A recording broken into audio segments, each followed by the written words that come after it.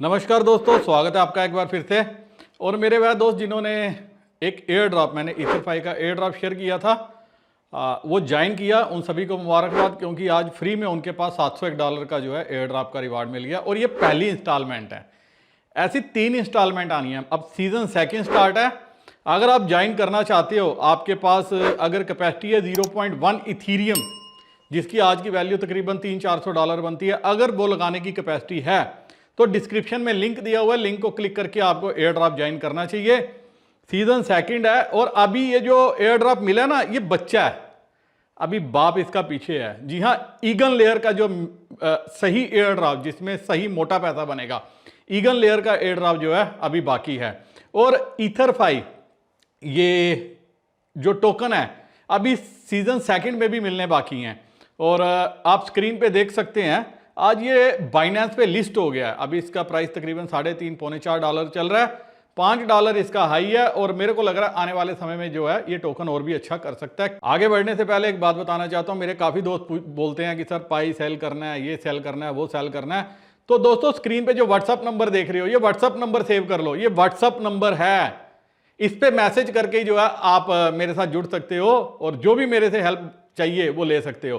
Comment करके आप पूछोगे तो कमेंट करके मैं भी जो है एक ही बार मैसेज देता हूं कि व्हाट्सएप पे मैसेज करो।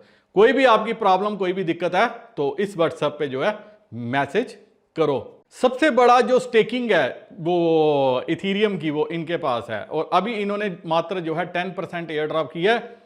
सीजन 2 चालू कर दी है और उसके साथ जो है एक दो और भी चीजें इन्होंने की हैं, वो भी मैं आने वाले टाइम पे वीडियो में डिस्कस करूंगा। बट अभी मेरा मकसद ये था कि मैंने तब भी सबको समझाया था कि आपको ये एयर ड्रॉप ज्वाइन करना चाहिए। और मजे की बात, जिसने ज्वाइन किया मेरे कहने पे, इथीरियम की तब वैल्यू थी 0.1 इथीरियम तकरीबन $220-30 का था। वहां से इथीरियम की वैल्यू भी जो है बढ़ी है, मतलब उसको बढ़े हुए इथीरियम का भी फायदा हुआ है।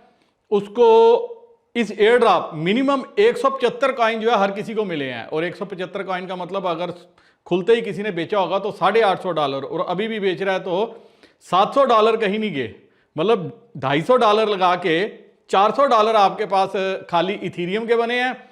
और उसमें से मजे की बात यह है, $700 का जो है आपको एयर ड्रॉप की पहली इंस्टॉलमेंट मिली है, सेकंड इंस्टॉलमेंट बाकी है।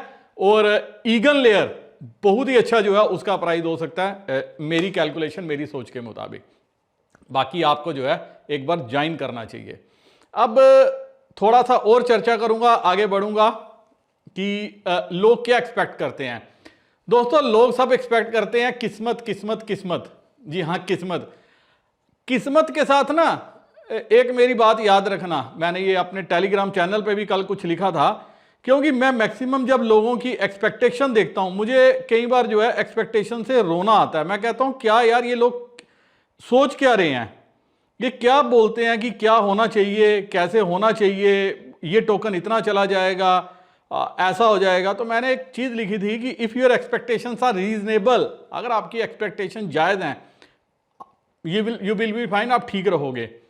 और अगर आपकी एक्सपेक्टेशन यह है कि आप रिच या super rich free mining project बना के कर सकते हो, या कोई 10, 20, $50, $100 स्टेक करके अगर आप अरबपति करोड़पति बन सकते हो, जैसे शिबा बीबा वाले जो पूछते हैं मेरे से, तो आपका बहुत बुरा समय आने वाला है। क्यों आने वाला है? क्योंकि मेरे को आज मैसेज आता है, वो मेरे सज्जन भाई साहब क्या कहते हैं, उन्होंने मैसेज किया, आप देखिए, GR होटल किराना दुकान, इनको भी मैंने यही चीज बोली थी, इनके जो मेरे को व्हाट्सएप पे नजर आया। अब मेरा आपसे बात करने का मतलब इतना ही है कि आखिर टाइम भले 10, 15, 20 साल लगे, लेकिन इसमें आपके अनुमान से बड़ा फायदा, मतलब लाइफ चेंज होने के लायक है। बोला होगा किसी ने, झूठे सपने दिखा दिए होंगे, मैंने एक ही बात बोली, मैंने कहा जो कर रहे हो ना वो मत छोड़ना, लाइफ चेंज हो ना हो इसके भरोसे अगर तुमने वो भी छोड़ दिया ना तो वाकई लाइफ तुम्हारी चेंज हो जाएगी। अगर मेरी बात इनको समझ में आ गई तो बहुत बढ़िया, नहीं समझ में आई होगी तो मैं कुछ कर नहीं सकता। और मैंने ये क्यों बात बोली दोस्तों, मैं एक छोटी सी स्टोरी सुनाऊंगा, अगर ये स्टोरी आपको समझ में आ गई तो सब कुछ समझ जाओगे। और अगर इस स्टोरी से कुछ नहीं समझा, इतिहास के पन्नों में 13वीं सदी की एक कहानी सुनाने जा रहा हूं, 30th सेंचुरी की। एक बड़ा क्रूर शासक है जिसने इंडिया पे भी हमला किया, इंडिया पे राज किया। और ऐसा माना जाता है 5% की जो पूरी वर्ल्ड की पॉपुलेशन थी उस शासक ने उसको काटा, मारा, जहां जहां से गुजरा रोनता हुआ चला गया। मतलब हर जगह से उसने क्या किया, सिर्फ मार काट मचाई, अपना राज बनाया और आगे बढ़ता गया, और बढ़ते बढ़ते वो हिंदुस्तान तक भी पहुंच गया। ऐसा माना जाता है कि उसको रोकने के लिए हाथी जो है, हाथियों की फौज लगाई गई कि उसको रोकें। और उसने किया क्या, उसने जो ऊंट थे, ऊंट के जो पीठ थे उसके ऊपर भूसे की बोरियां लदी, उनको आग लगा दी। अब उससे क्या हुआ, ऊंट पागल हो गए, हाथियों की तरफ भागे, और हाथी पीछे की तरफ भागे, आग के डर से, और जो सेना थी वो भी कुचली गई। तो इस टाइप का शासक था तैमूरलंग। लेकिन तैमूरलंग का मतलब क्या, लंगड़ा। जी हाँ, वह लंगड़ा था। कैसे लंगड़ा था, मैं आपको ये बड़ी बात समझाता हूं। मैंने कल भी एक वीडियो में समझाने की कोशिश की थी। अगर आपके मुकद्दर में होगा, आपसे कोई छीन नहीं पाएगा, और अगर आपके मुकद्दर में नहीं होगा, आप एड़ी चोटी का जोर लगा लो, आपके किस्मत में पैसा नहीं आएगा। तैमूरलंग माना जाता है गडरिया था। जी हाँ, गडरिया था। जब दोनों टांगे सही थी, वह गडरिये का काम करता था। वैसे तो कोई और भी कहानी है, आप देखोगे तरह तरह की, बट जो मैंने सुनी हुई हैं, जो थोड़ी सी ऑथेंटिकेटेड समझ में आती हैं, तो वो मैं आपके साथ शेयर कर रहा हूँ। कहते हैं गडरिया था, गडरिये का काम करता था। एक दिन एक जंगल में बैठा हुआ था, अपने लेटा हुआ था टांग पे टांग चढ़ा के, और वहाँ से कोई साधु निकलता है। उसने देखा कि भाई इसकी टांगे में तो राजयोग है। उसको ईर्ष्या हो गई। वो कहते हैं हम तो सारा दिन जो है घूमते रहते हैं, फिरते रहते हैं, हमें कुछ नहीं होता, इसकी तो देखते हैं इसको कैसे राजयोग मिलता है। वो तो लेटा हुआ था। उन्होंने क्या निकाली, कटार निकाली, कटार से उसके पैर में क्या कर दिया, निशान डाल दिया। उसे घाव हो गया उसके पैरों में। तो घाव, और तब इतना उपचार का साधन तो था नहीं, उसने देखा नहीं, ध्यान नहीं दिया, कुछ नहीं किया, अपने काम में मस्त रहता था जैसे वो दिन भर करता था। आस्ता आस्ता ये नौबत आ गई, उसकी टांग काटनी पड़ी। तो टांग उसकी काटी गई।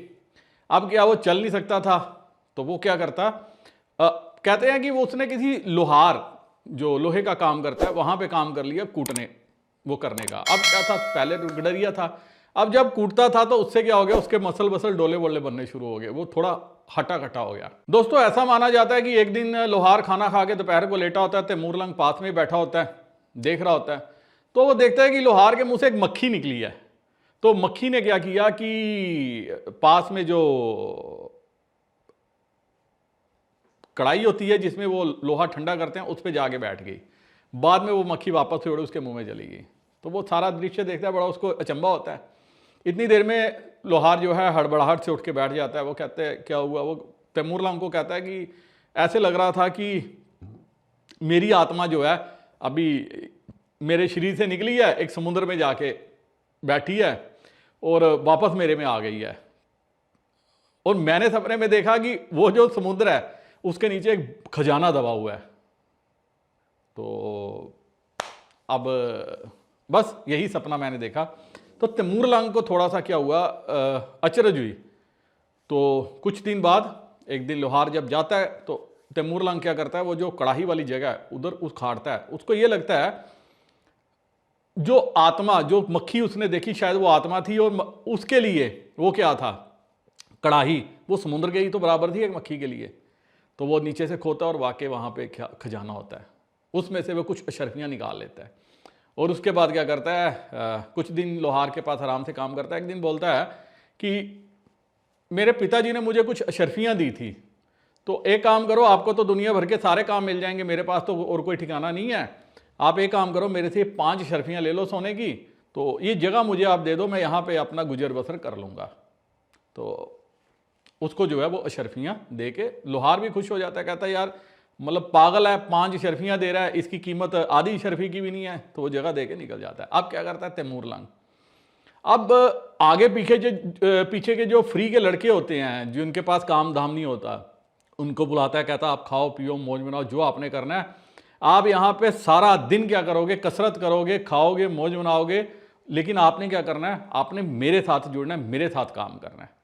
और बदले में आपको क्या मिलेगी, महीने के टका अशरफी, जो भी आप अपनी भाषा में समझना चाहो, महीने का आपको ये मिल जाया करेगा। अंधा क्या चाहे 2 आंखें, बेरोजगार लड़के, काम कोई था नहीं, घूमते फिरते रहते थे। अब वो क्या करने लगे, तैमूरलंग के अंदर जो है रहने लगे। और ऐसे करते करते तैमूरलंग ने एक फौज तैयार कर ली। फौज तैयार करते करते वो जो है आगे बढ़ता गया, हमला करता गया, और जो है राज अब क्या था, एक तो लोहार था, दूसरा उसने सब कुछ देखा था और बड़ा ही क्रूर शासक था। वो मारता गया, काटता गया और आगे आगे आगे आगे जो है बढ़ता गया। इस तरह से उसने क्या किया, दिल्ली तक आगे जो है उसने राज किया। और आप यहां पे देखो तेमुरलंग नाम क्यों पड़ा और खूनी योद्धा था वो। दो चीजें बताई गई हैं कि पांव से लंगड़ा होने से यह योद्धा शायद कहते हैं कि अपनी युद्ध में काबिलियत नहीं दर्शा पाता होगा, लेकिन कहते हैं यहीं पे हम गलती करते हैं। अगर तेमुरलंग के युद्ध प्रदर्शन की बात करें तो ना केवल हैरानी होगी बल्कि रोंगटे भी खड़े हो जाएंगे, क्योंकि वह खूनी योद्धा था। क्यों? कहते हैं कि वह युद्ध में उतरते ही बड़ी गिनती में लाशें बिछा देता था। उसने कई युद्ध जीते और कई राज्यों को अपने कब्जे में कर लिया। योद्धाओं के सिर दर्द से अलग करके उन्हें जमा करने का शौक रखता था तेमुरलंग।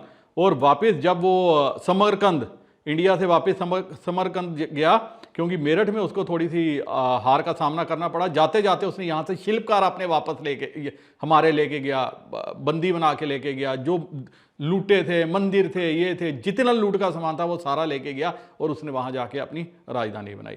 तो ये जो चीज़ थी, ये तेमुरलंग के बारे में मैंने आपके साथ शेयर की। मेरा मकसद ये था कि उसकी किस्मत में राजयोग था, इसलिए वो क्या कई देशों को उसने क्या विजयी किया।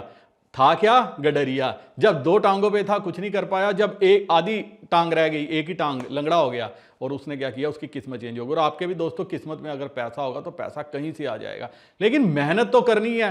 लेकिन अगर यूटोपियन प्लान, मैं देखता हूं कई बार बात करता हूं, लोग कहते हैं मैं फलानी स्कीम ज्वाइन किया, ये प्लान आया, $100 लगाओ, 200, मतलब जो प्लान आपको दिए जाते हैं ना, उन प्लानों पर आप काम नहीं करते। आप क्या करते हो, आप चिल्लर इकट्ठी करने के लिए भागते हो और उस चिल्लर से पैसा बनाना चाहते हो। बोन्सबीट का एयर ड्रॉप मेरे काफी दोस्तों ने मेरे साथ ज्वाइन किया, मतलब ये तो ईथरफाई एक झांकी थी। मेरे हिसाब से बोन्सबीट जो है इससे भी तगड़ा जो है प्रॉफिट दे के जा सकता है। टाइम दो, प्रोजेक्ट्स में लिक्विडिटी दो, प्रोजेक्ट को समझो।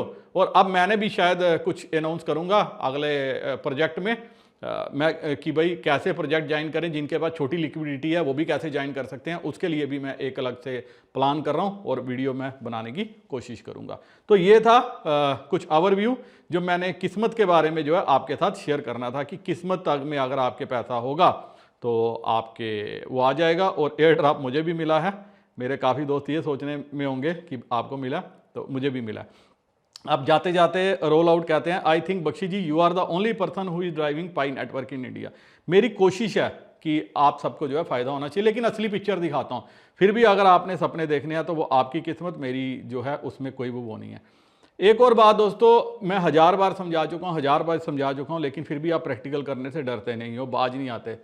आप देखिए, एक बंदा कहता है हाय मेरे पाई वॉलेट से ऑटोमेटिक बैलेंस ट्रांसफर हो जा रहा है, 828 पाई निकल गए। तो मैंने इसको पूछा कहाँ प्रैक्टिकल किए थे, कहते मैंने कहीं नहीं किया था, लेकिन मैं क्या बताऊं। एक और दूसरा देखिए, हाय सर मैंने पाई कॉइन चोरी हुए हैं, उनको वापस मिल सकते हैं। मैंने कहा कितने हुए, कहते 680। कहते हैं मुझे, लेकिन गलती मेरी थी, मुझे वैलिडेट करने को कहा, वो लिंक पर क्लिक करके मैंने वहाँ 24 वर्ड का पासफ्रेज डाल दिया, तो मैंने कहा नहीं आ सकते। और सबको एक बात कहता हूँ, लिंक को भी क्लिक मत करो। ऐसे ऐसे जो हैं सॉफ्टवेयर हैं कि वो लिंक से भी आपका जो है पाई चुरा के ले जाएंगे। अब देखिए, एक मेरे सज्जन मित्र आज कहते हैं कि पाई सेलिंग का रेट बता सकते हैं। मैंने कहा आप अपना बताओ किस रेट पे आप खरीदना बेचना चाहते हो, अगर कोई आएगा तो मैं करा दूंगा। तो ये कहते हैं बड़ा इंटरेस्टिंग, कहते 32 में सेल करना है, 1000 पाई है मेरे पास। मैंने कहा ठीक है, तो मैंने कहा बाय का भी बता दो, कहते हैं 27 में। मतलब ये 5 रुपये का अंतर जो है एक्सपेक्ट कर रहे हैं। अगर खरीदूंगा तो 27 में, बेचूंगा तो 32 में। और मैंने कहा ठीक है, कोई आता है तो बता देंगे। एक दूसरा दोस्त आया, कहता 200 कॉइन बेचने हैं। मैंने कहा किस रेट पे, कहता $35। मैंने कहा जी $25 जो है आपको, मैंने कहा $20 के हिसाब से अगर चाहिए तो बता देना, जितना चाहिए दिलवा दूंगा। कोई जवाब नहीं है ऐसे दोस्तों के पास। और एक और दोस्त आते हैं, आप ये देखिए, मतलब एक्सपेक्टेशन की मैं बात करता हूँ, अच्छी है एक्सपेक्टेशन रखना कि पाई कॉइन सेल करवा, रेट क्या है, फिर दोबारा पूछते रेट क्या है, क्योंकि इन्हें हर बार रेट ही पूछते थे।